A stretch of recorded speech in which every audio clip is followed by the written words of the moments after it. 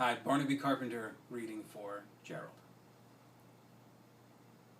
Well, Madge, it sounds all right. And I know Lord Robert Cecil's a fine chap. I'm just not quite sure I come into it. Because in a few weeks' time, there'll be a branch of this League of Nations Union here in Newlingham. It's no use my doing much about it, though I'll join, of course, because I'll be away. But you could be organizing secretary or something, Gerald. Don't know that I'd be much good. You'd be perfect. You understand business. You know how to handle people. You'd make a good public speaker. Ugh, Gerald, you're maddening. Why, Madge? What have I done now? We're friends, aren't we? I consider you one of my very best friends, Madge, and I hope I'm not flattering myself. Of course not. Good. So? You're not doing enough, Gerald. I'm kept pretty busy, you know. Yes, I don't mean you're lazy, though I'm not sure that you aren't a bit, Gerald. I mean, you're not doing enough with yourself. I could be tremendously proud of you, Gerald. That is almost overwhelming, coming from you, Madge. Why, from me? Because I know very well you've got a very good brain and are a most critical young woman. Rather frightening. Nonsense. You don't mean that. I'd much rather you didn't, All right, I don't.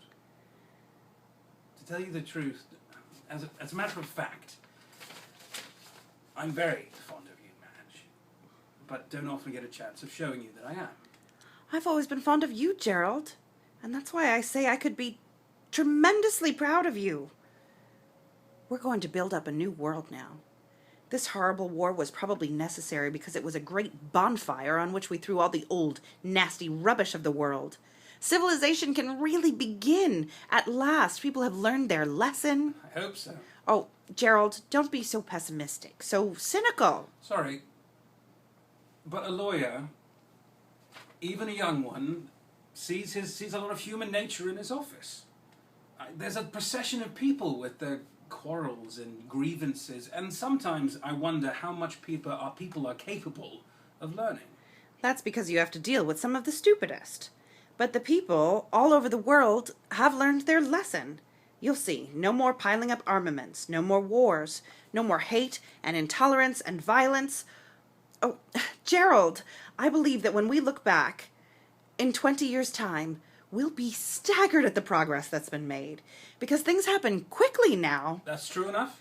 And so is all the rest. Under the League, we'll build up a new commonwealth of all the nations so that they can live at peace forever. And imperialism will go. And so in the end, of course, will capitalism. There'll be no more booms and slumps and panics and strikes and lockouts, because the people themselves, led by the best brains in their countries, will possess both the political and economic power.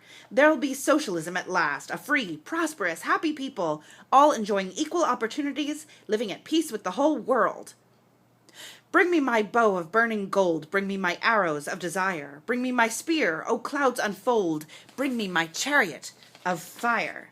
I will not cease from mental fight, nor shall my sword sleep in my hand, till we have built Jerusalem in England's green and pleasant land. Madge, I hardly recognize you. This is the real me. Oh, Gerald, in this new world we're going to build up now, men and women won't play a silly little game of cross purposes any longer.